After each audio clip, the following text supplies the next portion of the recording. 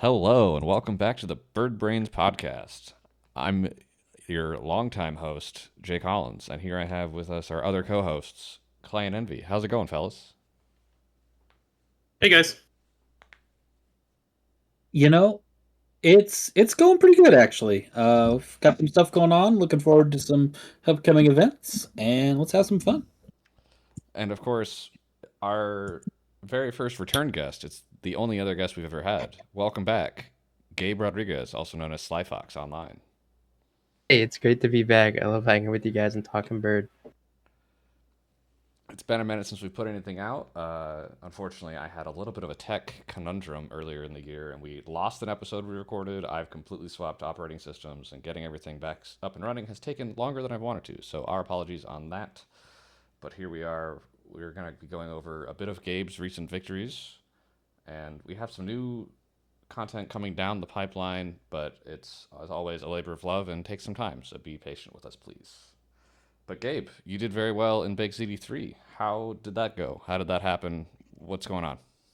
Oh man, Ziti was very cool. What a busy day that was for me and my buddy Colin. He's a really odd player who placed in top four.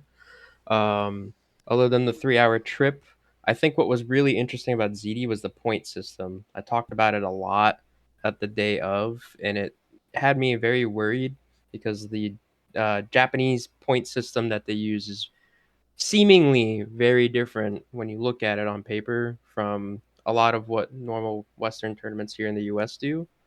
But my list performed overall really well. I unfortunately got knocked out by my buddy playing Wheelie Odd in our top 16 game, but I'm very glad that my list was prepared and built the way it was. I have That's multiple kind of questions for you. ironic. Yeah. Yeah, it was funny. But I think a big chunk of that tournament and a lot of people were interested in playing to win, playing turbo decks, playing high variants, and my list, which still is on quite a decent chunk of rule of law effects and staxy denial type effects, play really well into those kinds of players at tournaments and those kinds of decks. I did want to Uh, Yeah, ask Go did ahead. your really odd buddy win the whole thing? He knocked you out. Did he at least make it worth it? Enough. A funny story. He did not. Unfortunately, he was in fourth seat, and the the winner was Gold Sabretooth, the host of ZD3, playing Atali. It was actually, I believe, three of the Connecticut crew players up in top four, and then Gold Sabretooth. My buddy Merc on Kinnan, Colin on Wheeliod, and then I forget who was there in seat two. But it was a very quick game as opposed to the top 16 being very, very short. That can happen sometimes, especially in your top cuts. Our game went very long, even to the point where our top 16 game went to overtime. It was the game that I ended up losing, unfortunately, was Ral seat one, Wheeliod seat two, me seat three, and Celeste Rune Knight seat four. Oh, the Marty Recursion deck. Yeah, it was pretty cool. It put I think 2 wins on the stack, and unfortunately just couldn't quite get there. But that was a game where I was forced to play not one, not two, but three rule of law effects all in one game, and just also not losing the RAL by pure luck. That does happen sometimes. You have to kind of get lucky a tad bit. Yeah, I, I I had to like enlighten tutor for a deafening silence because my opening hand had a gemstone. And even so, the RAL just managed to find a sink in the stupor to put it away and try.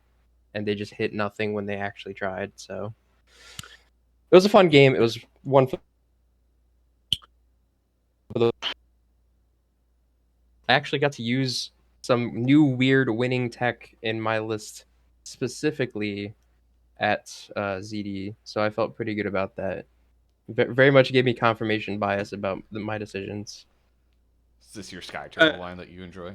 Yes, this is the stupid sky turtle thing that I enjoy. My my save the turtles combo is what I've been naming it. That's funny. I mean, when it comes to how we use our tech pieces and adjusting our decks, a lot of it is about the flexibility. And you've chosen a set of cards that all have very high upsides outside of combo, and they just kind of link together as a way to win a game. And that's a really powerful thing in our metagame, in our game right now, because especially with as people switch to slop and happen to find a way to close out a game. We don't see as many one rings now, so we don't have to win that way. But finale is kind of like the card that's in every Derevi list, and we all look at it and go, "Well, yeah, I can win with it, but I'm probably never going to." Um, and how you win matters. So it's cool you found a piece of tech that uses a piece of interaction and a random something. Yeah, it's actually pretty surprising how like still to this day I hear people rave and rave and rave about the one ring's the best card in the Revy deck, and I have to like sit them down after the game or sometimes in the game if like I need to resolve the one ring and I think they're going to counter it because they have this mindset that it is not the best card in our deck. We're not like Grixis decks where we can just like draw a bunch of cards and then dump the hand right after. Like we got to be very selective about the things we play, and then it's kind of nice and fun to like talk about the deck with people who like they're kind of stuck in the old way of thinking like, oh, you're drawing too many cards, like it's too much value. But I think that argument has become a little less convincing in the slot meta. One of the things I noticed actually at ZD was I played against a bunch of Rog Ishai, and it was my first time playing against the deck a couple times. Well, since my last tournament.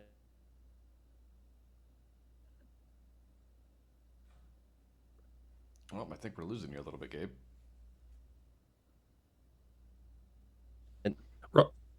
There we go. All right, I'm back. Sorry about that.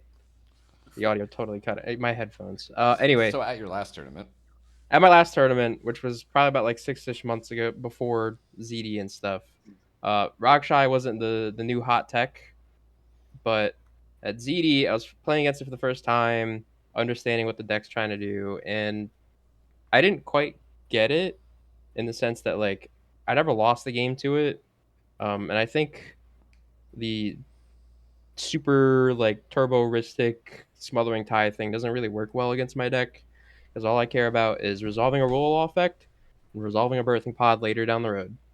Once I resolve those two things, like my game plan's set. I don't care about anything else other than threatening people with interaction and just kind of making sure I don't lose the game in some fashion. that So kind of leads we us talked. into our main topic here. Clay, actually, I think you're a really good educator on this, so why don't you lead that off?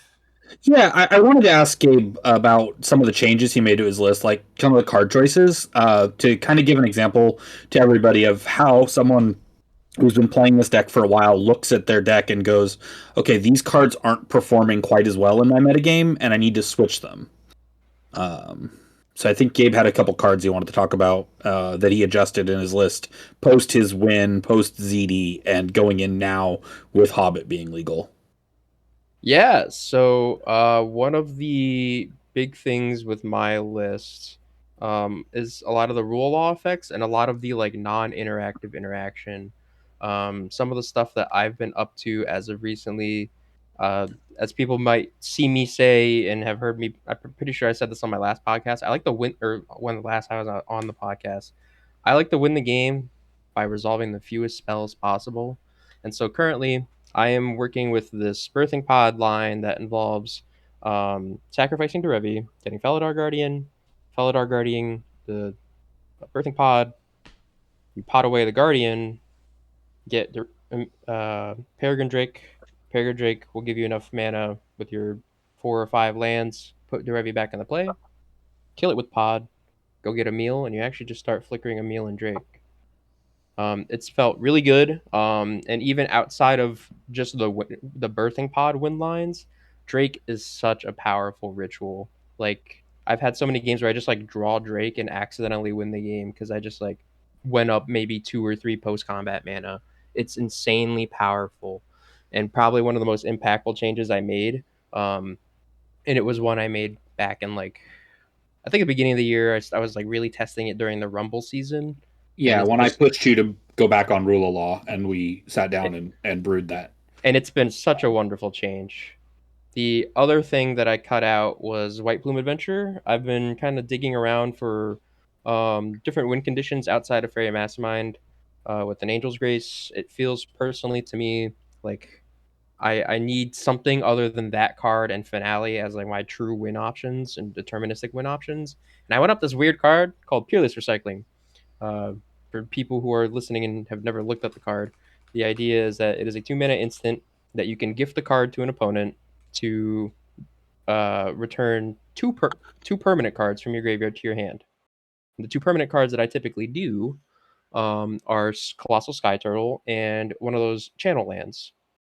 The idea is if you have infinite mana and you have access to those three things, you can gift your opponents their decks. It's a forced draw that they have to take, and you can also infinitely channel the Boseiju and Otawara to bounce and destroy their board.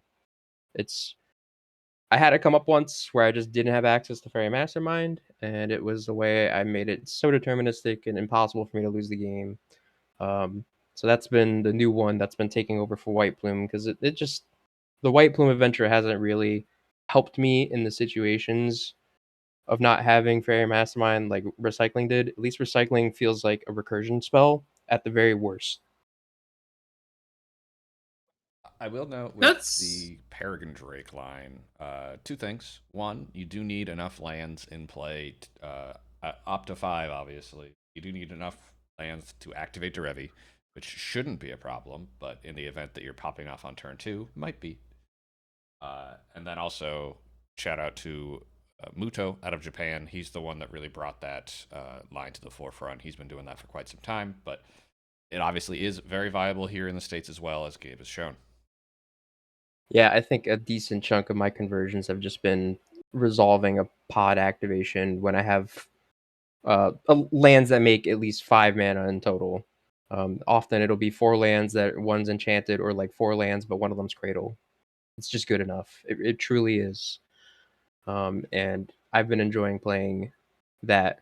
Birthing Pod's also a really good spell to play into Ethersworn Canonist and other rule law effects. So one Turns thing out that'll all be of our bangers are artifacts. Yeah, I know, right? And Aethersworn's Gotta- a brutal Yeah. effect to win through.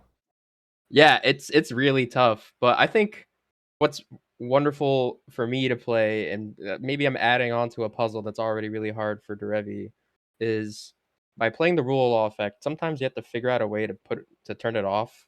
Obviously other opponents are doing this as well, but you gotta like know when to tell your opponents that you want it gone without telling them, and figuring out when you can do it in an auspicious manner.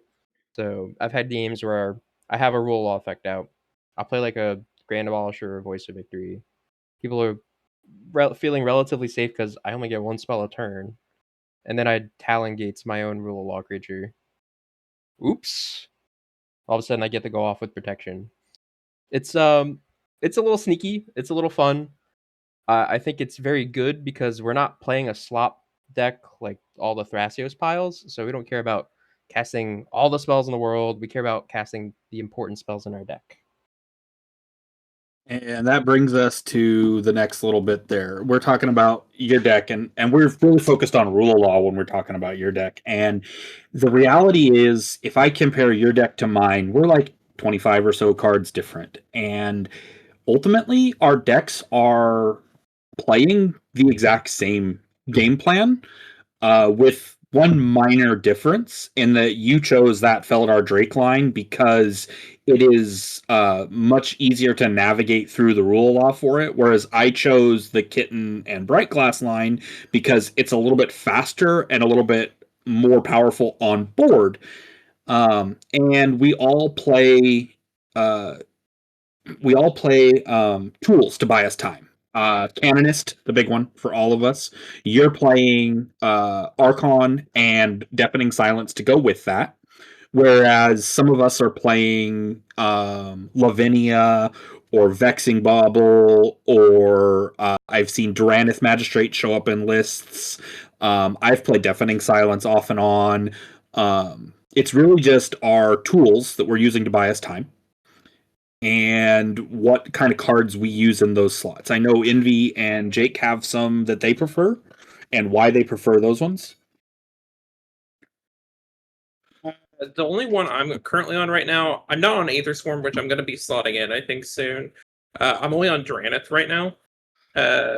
Because most of the time, I stopped running into Atali a lot more often, so I didn't really need the Bauble as much as I used to. But the Dranith still has been felt really good. I'm thinking about slotting it in over probably my Storm Drake that I have in right now. It's probably what I'm going to be doing, but it is on my radar to actually like put that back in. I'm also on Dranith. I don't think it's like the most amazing card ever, but we are playing Commander, and turning off a key piece of everyone's deck is fine to me, I think. Kind of similar to like Vexing Bobble. You're not really going to beat the Rograt coming out, depending on seed order, but oh, I can't access my Timna to draw cards, or if you can manage to beat the Thrasios deck before they get Thrasios out, they don't do anything without their outlet. Sisay, etc. It's just, is it a perfect answer? No. Does it often slow the game down enough to get open your window, just enough for you to slip through? Absolutely. Yeah, so when it comes to the tools, the buying us time, the tempo pieces that we use, the minor stacks pieces, we're not staxing a whole table out. We're not playing, a layered null rod along with, curse totem combination with a rule of law to prevent everyone from doing everything. We're picking the ones that are the most beneficial to whatever metagame we're playing. So, Gabe plays the rule of laws because rule of law is really strong into turbo, and it's really strong into these slop decks, and he's playing a lot of that type of deck.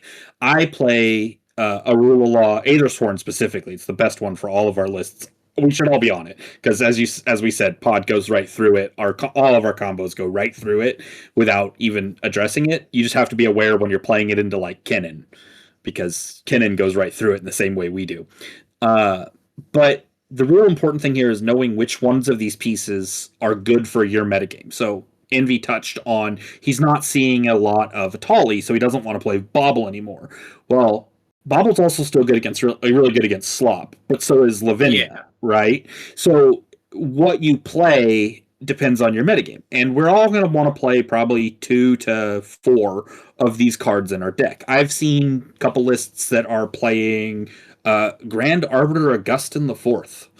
Gavin, yeah. One of the players in Nevada is really high on Gavin right now. I haven't had a chance to look, but at too many lists to know if there's any other pieces that I haven't known. Big one for me for Gavin is it is good everywhere. It's awesome, but it's 4 CMC, so it's hard to get into play. And I'm looking at 1 and 2 CMC things. Archon is super powerful, so it's okay at 3. But you're kind of looking for that sweet spot, and you want to be able to identify which ones of these are good into your metagame. Something I've thought about, like at least somewhat recently, I've been playing against a lot of Sisay, and every time they play Spider Woman against me, it has felt really good.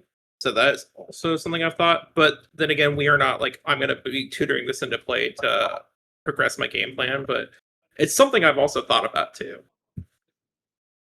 I think the decks I hate seeing at the table, I think Sisay is definitely one of them. It feels like it goes under a decent chunk of the ways I play the game and a lot of the pieces I play. But at the same time, sometimes it's good to see Sisay because they play very powerful cards that I enjoy cloning.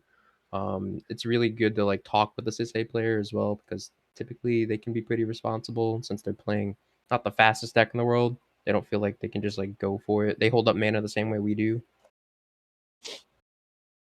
Definitely Yeah, the closest we have in terms of like meta decks as play patterns go. So building a deck environment in your pod that it's going to suit you and them, which is why it's both beneficial and dangerous for us to be potted with them.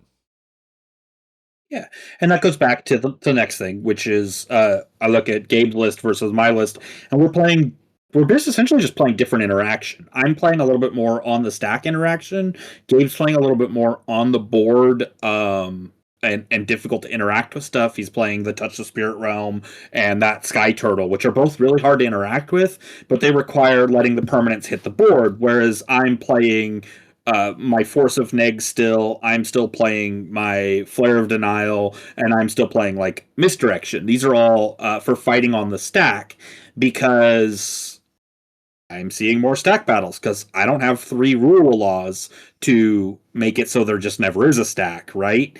I only have 1, maybe 2 rule laws, depending on if I've chose to play Deafening Silence in a given game. So we start to tailor our interaction, and the real question, and you talk about Sisse, is we play a game where we develop our board, then we go to combat, we get some untaps, and here's where a lot of players will target us. They're like, oh no, he's going to get untaps. They're going to get untaps. Oh no, we need to remove, and you've got to talk the players into not removing your Drevi here, because what your play pattern really is getting a combat step in to untap your resources to then pass the turn with interaction mana. And if you're able to leverage that well in your metagame, you can start unlocking these 2 mana interactions.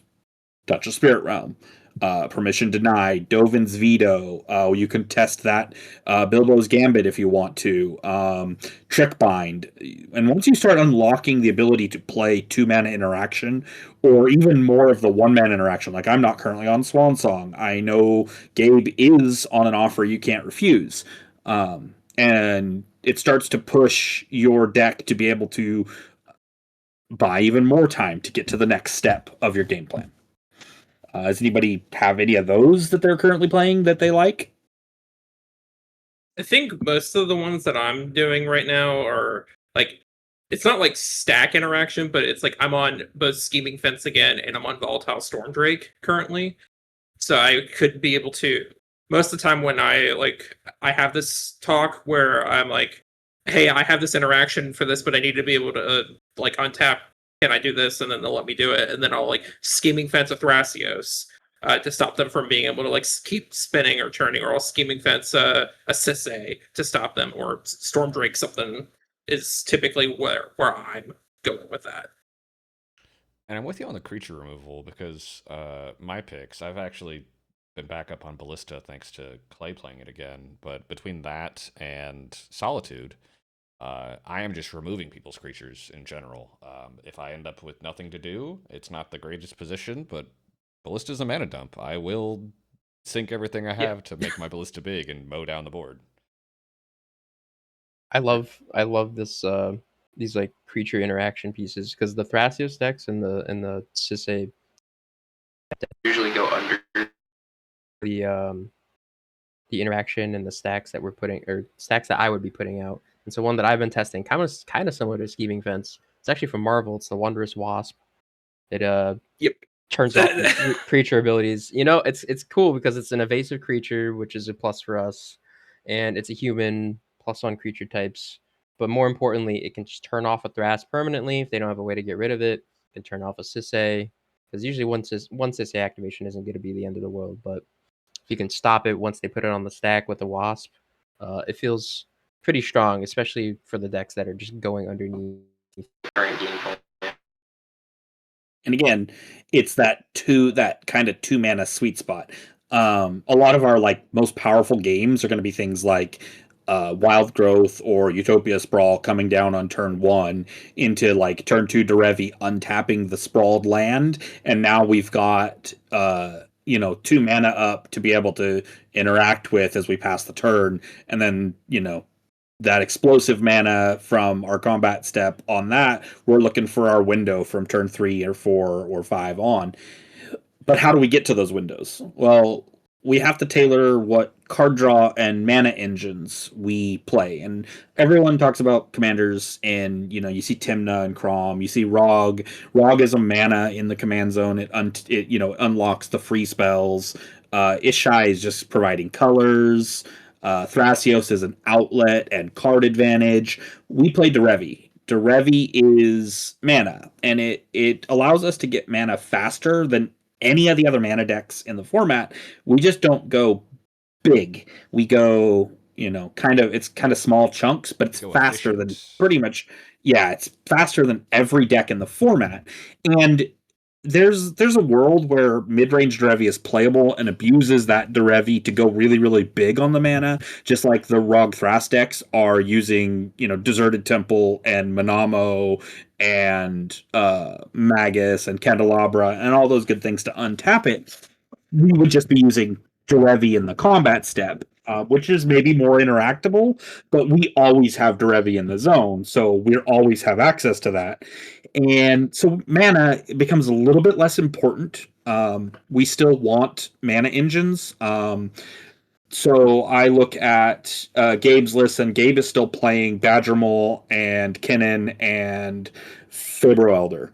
These are just big mana permanents to get your game going. Whereas I'm playing Cabbage Merchant, and I'm gonna move up Gleaming Splendor. I think Gabe probably is too. It's just probably not in his list yet. I'm gonna talk about it. And so you still need a little bit of a mana engine, but more importantly, you need card engines for us because we have the mana, so we need the cards. So we have Tor, we have Ristic Study, we have Fish. Everyone has all those, and Gabe is focused on the board. So he's got Wan Shi Tong and Archivist as his creatures to gain him cards, whereas I chose to play Flash Photography and Clever Impersonator, and I'm going to play into the Slop if I have to. Whereas Gabe's going to try to go completely around it. Because, again, rule of law. Rule of law hurts. Slop, and we don't want it to hurt that much. I think everyone kind of has their engines here. I think we're all mostly on like the same engines, because I'm on Wan Shi Tong, Esper Sentinel, Fish. I'm on all that. I'm currently testing King T'Challa. That's obviously quite good in Slop. Has the same trigger conditions as Fairy Mastermind and Gleaming Splendor, but also triggers on yourself. Not Delniable, though, which is maybe one of my best parts of Fairy Mastermind. We were so spoiled by Delny. Yeah. Yeah. You could consider Stormdrake and Fence also for those, because you could just skill their value creatures and then also use that to try to churn through your game plan as well. That's not their primary use, though. I know. I'm just saying it's an option you also have. Flexibility is important Yes. in all of our card choices. That's the nature of single card singleton. So you want to talk about Splendor, Gabe? Oh my god, yes. So I think my deck has been hunting around for once again, as I said earlier, cards that have multiple uses and will be a way to win the game in a deterministic way. And I'm going to pause you right there, Gabe, just so I can explain what Gleaming Splendor is for everyone that may not be aware, because it is a new card. You should do that. That would be perfect, actually. It's a 1 and a white enchantment that says whenever an opponent draws their second card each turn, you create a treasure token. It also has an activated ability for 2 and a white. For 2 target players, each draw a card. So Thank you, Jake. Feel free to go ahead. No, you're good. So Gleaming Splendor, what I like about it, other than the fact that it's a mana engine, kind of like Taru in some sense, it probably produces less mana than Taru consistently, but more into like slop games. But I'm not playing it a little less so for the untapped treasures that it makes, and way more for the fact that it's going to sit there. Sometimes it'll make me mana, but more importantly, once I get to do infinite mana, it is a deterministic way for me to win the game. I can choose myself and another player to go ahead and draw our decks, and eventually I can just start making my opponents draw their decks after I've resolved the silence of sorts. I think that's super helpful and super important that it's just going to stick there. People aren't going to be as open to destroying it and getting rid of it like they are with Smothering Tithe and Ristic Study. I think it goes under the radar of interaction, but just in the sweet spot of the mana it costs to cast, what it produces, and having a late game effect that I've been just kind of feeling like I'm missing. Sometimes I feel like when I play Fairy Mastermind to draw cards, I'm also throwing it into the possible wayside of getting removed and not having access to it. And that really messes with sometimes how I want to end up deterministically winning the game. Whereas this card, I don't feel like will have that same problem. So I'm very excited to see it. Another smaller note, there's another 2-drop in the set that I think I'd be interested in taking a peek at, but Queen. I think it's going to need more testing. Yeah, You're it's the thinking about Queen. I'm thinking about Queen of Dale. I think Queen of Dale has potential, but I also think it's gonna prove to not be what we want because we're not cradle focused. If we shift back to be a bit more cradle focused than we are, I think Queen of Dale definitely comes into what we're looking at. So the thing about Gleaming Splendor and about these engines, because we always have access to Derevi, we don't need as many mana engines in our deck to be able to fight in that slot battle and to win the game. And what is often said about Slop is the deck that wins is the deck that has the mana engine, the most mana, because when everyone's drawing 1,000,001 cards, it's really about who can cast those cards. So you still do need some form of mana engines to be able to hang in the game if the game goes a little bit long. So you shouldn't overlook them. But when it comes to the card draw engines, you kind of want to cram anything that is efficient into your list because cards are what we are really going to actually struggle with. So if you've got the slots and you like the creatures and you're going to play the Archivist and the Wanshitong because you're in a Sisay full meta on the East Coast where people are tutoring all the time, those are good card draw engines that can be powered up by Delny and can get you more cards. If you're in the, I don't even know what the Midwest meta looks like right now. I haven't played over there in a while, but I imagine you guys have a bit of Slop in your world, in your slice of the pie. We don't have a Frog Shy. There's still some, but it's a lot of your normal farm, Sisay, Kinnan, etc. Yeah, I'm seeing a bit more Sisay, a bit more Rock Thrass is what I'm mostly fighting against right now. Yeah, and so we do well into Slop. If we don't play the Slop game, we do very well into it. But we also are a very strong deck because of the way we attack the metagame and the play patterns for winning, that we can actually play with the Slop decks and some of the free interaction that they play and play kind of a reduced Slop package and still convert that into a win under a silence, or because we really do still only have to resolve one spell to win, whether it's Spellseeker or Transit Mage, which then goes into our next thing. A big part of tempo is closing out our game. It's what single card win cons we use to win. And for right now, for all of us, that's Pod, because Pod is insane. But it can also be Spellseeker. It could be Sisay. It could be Yisan. Sisay and Yisan have both kind of fallen out of favor because, well, haste is a thing. And the Spellseeker lines are very card intensive in your list and a little bit complicated. So those aren't everyone's favorite. And I completely understand not playing them because of that. But Birthing Pod, I mean, you can't beat Birthing Pod. And if you're playing Birthing Pod, you need Transit Mage. Because Transit Mage. Yeah. Transit Mage turns and it's a choice to play Birthing Pod or not. If you're playing Birthing Pod into Revi, you have to be on Transit Mage. Transit Mage is a 3-drop, which means he can kickstart all of your chains, even if you don't have Derevi. You can pod Transit Mage in yours, Gabe, into the Felidar, and then the Felidar into the Drake, and the Drake can untap the mana, and then you can activate Derevi into play. You don't need Derevi to start your line specifically because of Transit Mage. So every creature tutor becomes Transit Mage, becomes Birthing Pod, becomes a win.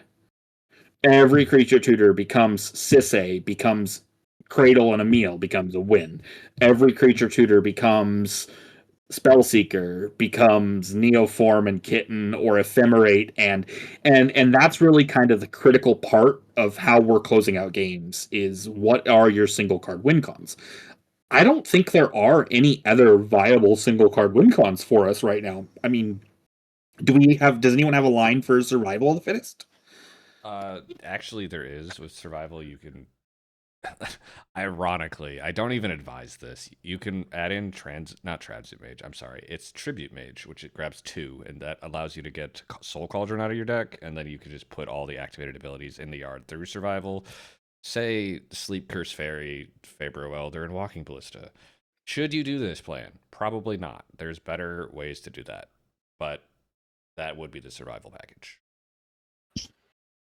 There's probably some way to do it where you can also, like, if you have a shifting, I guess you need shifting woodland also, but you can like go pitch something, go grab Phyrexia Metamorph, pitch Phyrexia Metamorph to get types, and then turn your woodland into something.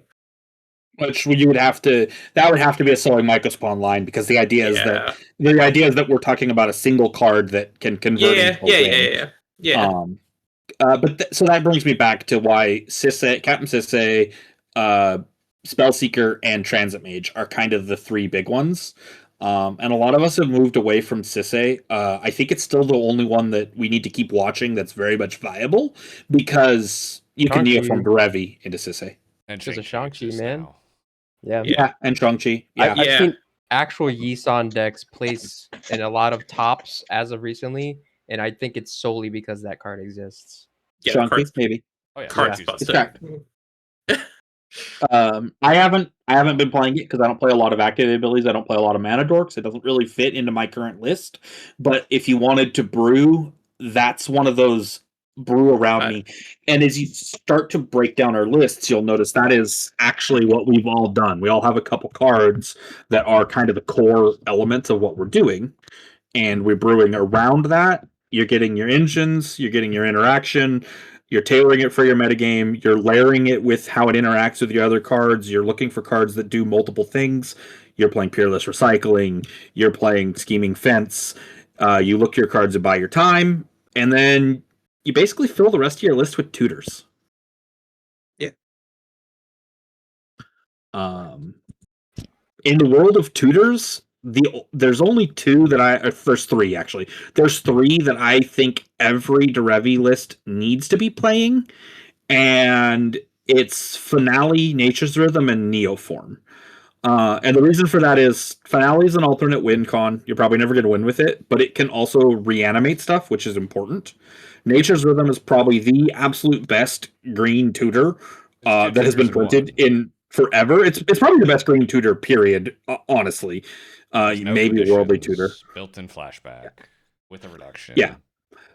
And then Neoform is very unique to Derevi in the way that we play Derevi, and how we have a lot of power concentrated in our 4-drops.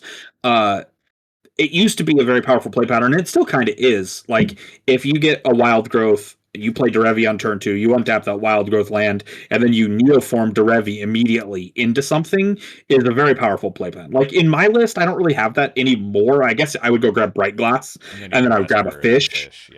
Yeah, well, I'd grab a rock and fish, and I'd play fish out immediately, which is really good, don't get me wrong. I don't know if, I guess Gabe could probably do the same thing. We could all probably do the same thing. But it used to be you would grab Sisay, and Sisay hits the table on turn 2, and they have to answer it right now.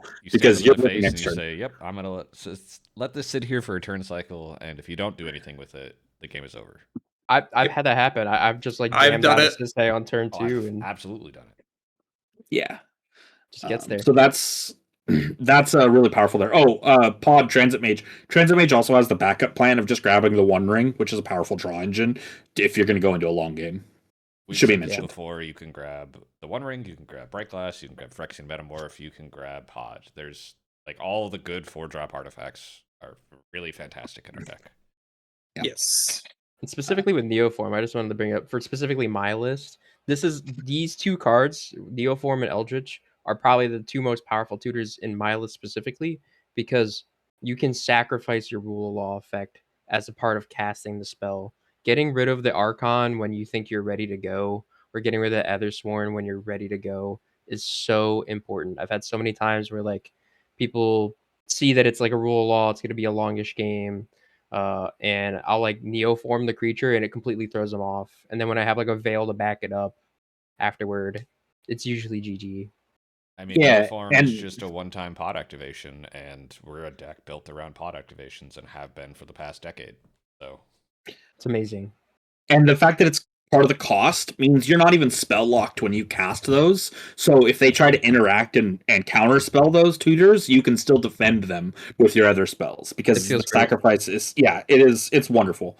I don't think in the current metagame Derevi exists without Birthing Pod. I think maybe you could do it without Bright Glass, but the card is just so powerful, so much so that, like Gabe, you're not even using it as your combo piece, and you're still playing it.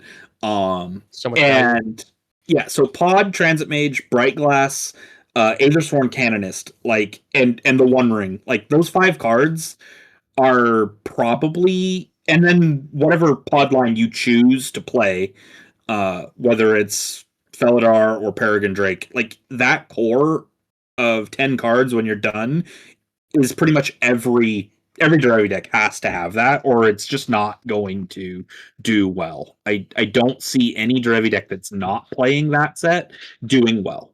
Sure, there are outliers, there will be exceptions, there's always exceptions. I don't think it's correct. it just grabs so many. It's so flexible Yeah. research. It's like, I know we gush about Bright Class a lot on this podcast, but have the play patterns of pod into Bright Class, go get Nature's Chosen, use that to untap the pod, go sack something else to go get Kitten. Have Yeah. your Spellseeker line that uses Neoform to basically do the same thing to then get Kitten Bright Class out and then do the exact same thing. Like, it's a vehicle to pod is such a good vehicle, and Bright Class tutors the fact that it tutors 2 things instead of just one in one search, so you're not giving 2 Wanchi Tong or Archivist triggers. Well, It I usually mean, Card spells. positive. How many suitors that you get are card positive? It usually spells ending the game. Every time I've resolved the pod, I usually end the game. And sometimes it takes some convincing because people think you're immediately just going for a meal. And I'm like, why would I get a meal? I don't have Cradle. Like, sometimes you really got to talk with the table and make them think about what they're saying because they have these preconceived notions about what Derevi does. Everyone And thinks Derevi and a meal and Derevi and One Ring, and they don't know anything outside of that. And so when you go ahead and play pod and they're like, oh, it's a meal. And I'm like, I'm not going to grab a meal with it. A meal doesn't win me the game here. They're like, okay, sure. And then you pod and you go ahead and do this like Felidar into Peregrine line, or you do well, Felidar into Peregrine still ends in a meal. It still does I end would in a call meal. that a lie. I'd call that one a lie. let me But- step back. Let me step back for a second. If you have like a Delny out, if you have like a Delny out or something, you just do a Felidar line, like you're in. But like in general, there's so many things you can do outside of the Emil realm, like the Bright Glass Kitten stuff with the Pixie now. I can't pull the wool over the eyes in my metagame. Everybody knows if pod resolves, they're gonna lose. I cannot pull the wool over their eyes. They won't let me. It doesn't matter what I say. They're not letting pod hit the table if they can avoid it. I have to force that shit through. Which is why Aethersworn is so powerful, because I can cast pod and still protect it with a counterspell or whatever. But the thing about Bright Glass and why we gush about it is, at its floor, the absolute worst thing that Bright Glass does is it costs 4 mana and puts a fish into play. Yeah. That is the literal bottom. It's a Bright Glass. fantastic body. Put a fish into play. Yeah, it's a 4/4 first strike trample. Which is amazing for us. Nobody blocks that. It is No one blocks it ever. And it puts fish into play. And when you take a step back and you look at high performing decks, and you realize that there are high performing decks, Ragashai, a Kennen, who are playing Dizzy Spell because the floor on a Dizzy Spell is 4 mana fish.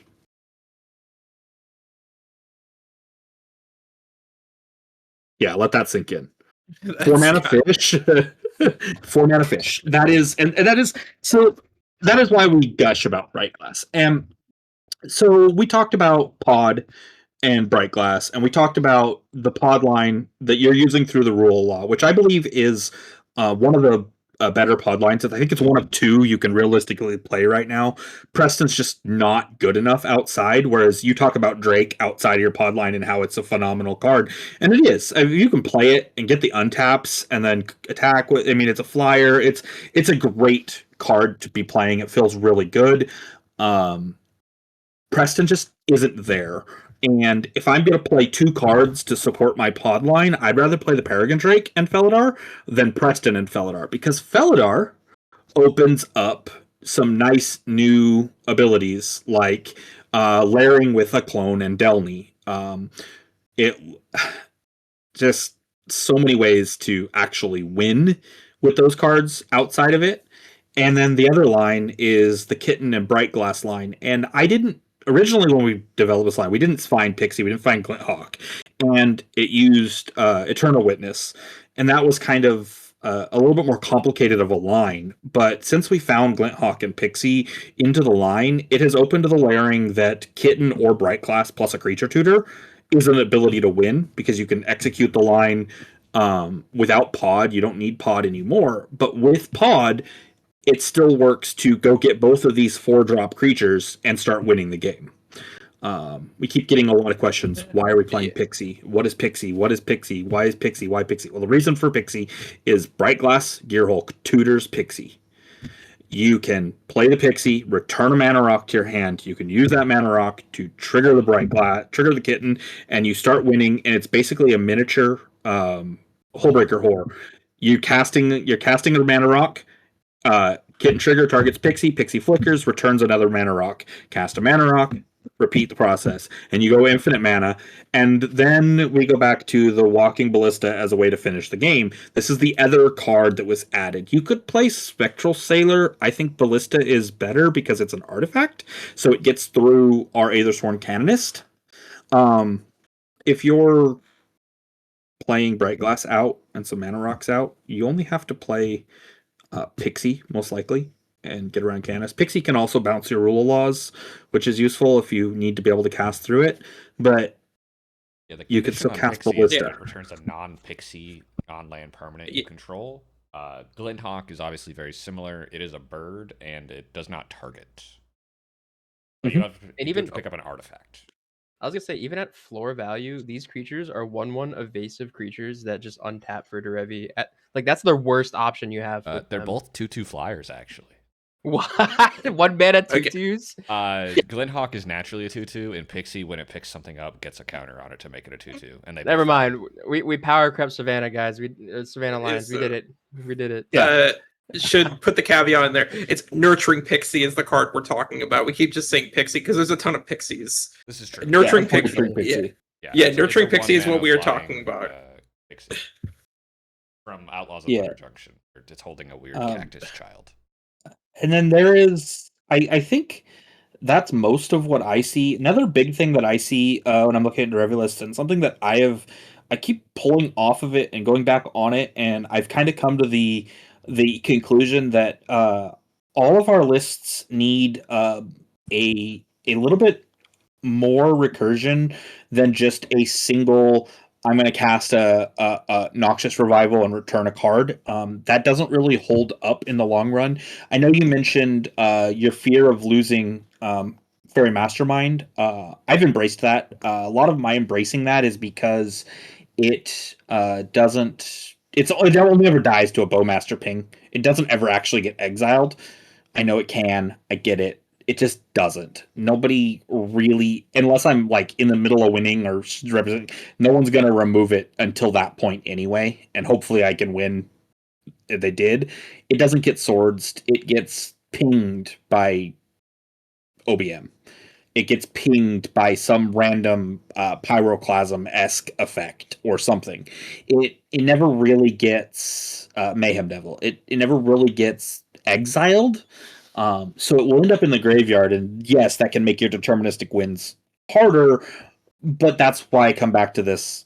We need recursion in our lists. And the Purist Recycling plus Sky Turtle, I believe it kind of fits that condition because it's a repeatable piece of recursion. It's multiple pieces. I think you're on 3 pieces of recursion. Are you on Noxious still? I am not on Noxious. I think Shifting Woodland is my other one. I don't have like any broken shifting woodland like gifts line. It's straight up there as a recursion land that like people don't think about until it's too late. Yeah, and then you have Finale, of course, too. Oh yeah, and finale. And for me, I play gifts, or I don't play gifts. I play intuition because I like the lower mana cost. Gifts is equivalent. It just gives you extra cards for 1 more mana.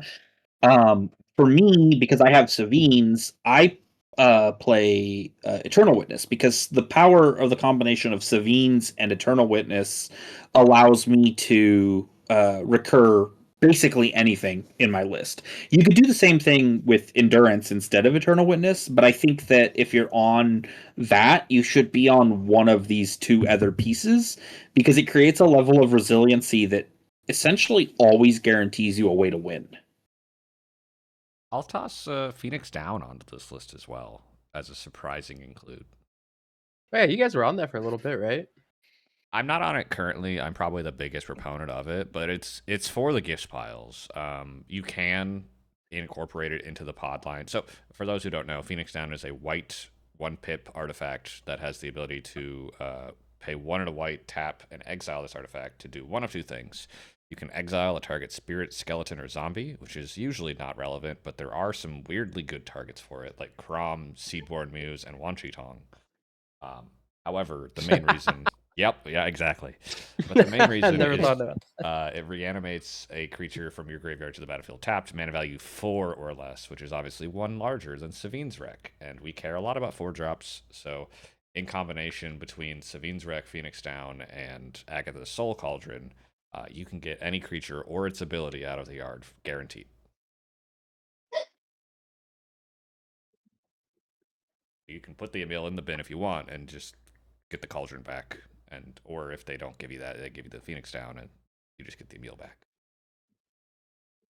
Very flexible. It's very unique. Slots are always tight. It's better than you think. And it's also fetchable off Bright Glass too, so you can use it to do your loops through that. Yep, you can sack Derevi to pod to go get Bright Glass. If you have a bunch of excess white mana, you then grab the Phoenix Down, reanimate Derevi by leaving it in the bin, untap the pod, sack Derevi, go get Kitten. You're right back to where you want to be.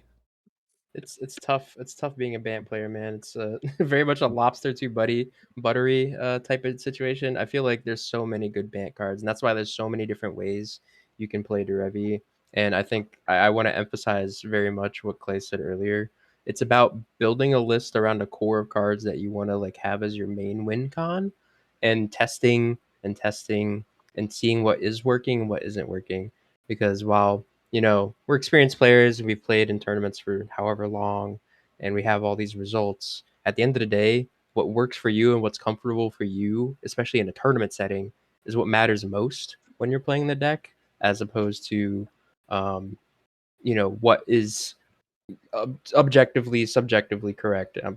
And I know all of us are always happy to answer questions and talk about the deck in the Discord, but I always like to tell people, like, play the deck, test things out, come back with results, get suggestions. It's the best way you can test stuff, as opposed to just throwing it in and like talking about it. Yeah. And Go ahead. I was gonna say, like finding like the niche thing that you're like are pleasantly surprised about is like the best feeling. Like, because I was testing Kitsa, something we've talked about a while back on a previous episode, and Dramatic Reversal, and I've been surprisingly just how good Dramatic Reversal is by itself. Just being able to just float a bunch of mana, just go with that, untap pod, do that shenanigan. Or the other day, I was able to use Kitsa to go double up on a 4-mana tutor to go get Bright Glass Displacer Kitten and then win. Like, just finding stuff that you eventually test with, it feels great. Yeah, one thing a lot of people they come into Derevi and they think that we're like other lists. And one of the biggest things that I hear people say is, "Oh, you took this card out. What did you put in for it?" Or "You put this card in. What did you take out?" And the thing is, the implication of that question is that I took a single card and I swapped it with a single card. And while I might have actually done that, no card in our list moves without another piece of moving something. Even my interaction doesn't move without something else moving. Like I'm playing Misdirection, Force of Will. Like these cards are my free interaction, but they don't move without me moving other pieces. I need more blue cards, or I You're need absolutely right. nothing in the deck is a single card. Oh, I'm going to throw this out, put something else in. No, everything in our list is connected to a web of other cards. That straight down to the Aethersworn Canonist. Why is that the one I say is the best for our tempo tools? It's because we can play through it the best of all of them. So when we build our decks, we need our tempo tools, our tools that buy us time. And that's kind of one of the big indicators of you're building tempo and not mid-range, and you're not building stacks, because you would interaction, whether it's your on the stack interaction, your on-board removal, you need reasoned choices, flexible cards that allow you to do the things you need to do in your metagame. This is where Stax starts to show through. The Stax decks play a lot of onboard. I'm going to play this, and it's my interaction. I'm not playing other interaction. I'm just locking the table down. Then we go into our card advantage and our mana engines. Every deck needs a little bit of mana. We all need cards. It's like the biggest struggle in Bant. We have the best card draw engines in the game, but we don't have access to them all the time because we play Derevi in the command zone. So we have to play around that, and we need to have enough of them to win. Then we can fill out our deck with tutors, and the biggest part of tempo is how we close out that game with those single card win cons. They allow us to shift anything into a win. I personally don't play Worldly Tutor anymore, but Worldly Tutor is an incredible card for our archetype. If you can find the slot for it, you just have to realize you're giving up a card draw, and it only works in the upkeep. I play so low to the ground, I don't ever have the time to wait on that. But if I was going to go into a little bit longer game, a little bit more mid-style game, Worldly Tutor goes up in value. I'm actually surprised you're not on it, Gabe, because the biggest difference between your pod line and my pod line is your pod line has the potential to be cheaper than my pod line, mana-wise, but has more setup requirements because it needs more lands in play. You just simply can't win before turn 3, probably, with your pod line. It's just not possible. You're correct. Correct. You just can't. Whereas I could, for instance. And we need lands. And this is another thing that varies in all the lists. I'm very much streamlined on my mana reliance. Fetch lands, jocks. I don't play very many single pips. I play only Ancient Tomb that produces only colorless, because I have to be able to win faster. I'm trying to execute on that turn 3 window when it opens. Whereas if I don't have colored pips, I get stopped. I still play Ancient Tomb because Ancient Tomb is a go fast card. It lets me play pod a turn earlier, that kind of stuff. You're playing Talon Gates because it's a piece of removal. I know Jake's playing Urza Saga because it can go get Mana Vault specifically. There's a ton of other things it can go get, but Mana Vault is incredibly good for our deck. Anything that produces more than 2 mana on a tap is incredibly good for our deck. And so how you balance your lands matters. There's a lot of older Derevi decks that are playing a lot of utility lands, and that's not necessarily wrong or bad. You just have to understand what you're giving up when you're playing those. So the Manamos, the Mistrizes, the Caverns, the Shifting Woodlands, I don't even know what else there is, the Monumental Henge. These are all good cards. You can play them. But they are definitely built for decks that are looking to play more into that turn 5, turn 6 range, because these all have drawbacks into the early game and acquiring our pips and streamlining our game plan. A very important build element is having some form of recursion, as we covered, because you need to be resilient to interaction. You're going to get interact with. Don't go overboard. Don't load up on recursion effects. Look for things that are flexible. Peerless Recycling, I play Eternal Witness because it gives me another option to win with Kitten, and it's flexible when powered up with Savine's Wreck. Endurance is a good option. It's a little bit harder, but it works because it can be instead of Angel's Grace for winning. And as you evaluate every card with reasoning, flexibility, and efficiency, these are the two most important things. There's some really cool 3-mana counterspells. I don't think any of them are really playable because they cost too much. But if you can make 2-mana spells work in your format, it's really good. Flexibility. Layered combo. Yeah, I know we've had a Here's a lot of really- questions. We've had a lot of questions about building decks, so I think it was really good to cover some of that. Anybody have any closing thoughts? I think something I missed something. No, I think we got mostly everything. We talked about pod lines, tempo versus stacks, engines, interaction. The only thing I would add here is thank you to Gabe for coming on once more. It's always a pleasure to have you, sir. Dude, it's always a great time hanging, talking with you guys, talking Bird. I'm very happy that you guys invited me back. I'm happy to be here. I'm always happy to talk Bird. So hopefully I'll keep up consistent results, and I'll keep getting invited back. Yeah. I mean, I got 17th at Fishbowl. You're doing a little better than me. That's my contingency fees that I have to be good at the game sometimes. And B, I mean, oh, sorry, go ahead, MV. I was gonna say, I mean, with you being on, I didn't know about this peerless recycling tech that you guys were talking about until we were talking about it now. So I put it in the considering board. Good man. But yeah, I'll also add a thank you to everyone who's listened and comments on everything and joins the Discord and discusses Bird with us. Obviously, we appreciate you guys so much. As always, the normal spiel of we're on all the platforms. YouTube's obviously where you're listening to this, but also Spotify and Apple Podcasts. Feel free to share it with your local bird pilot. Yeah. And I just want to quickly shout out, I work with a YouTube channel, Dead on Board MTG. You'll probably see me in his Very videos cool guy. every I once in have a met while. him. Very friendly. He's very nice. He's got wonderful merch, but more importantly, sometimes I'm in his videos and I help him with his work. And he's just a real genuine content creator. He's not a shill. You need to play more Bird. I play more will. Bird on his channel. I will do my best. I will do my best.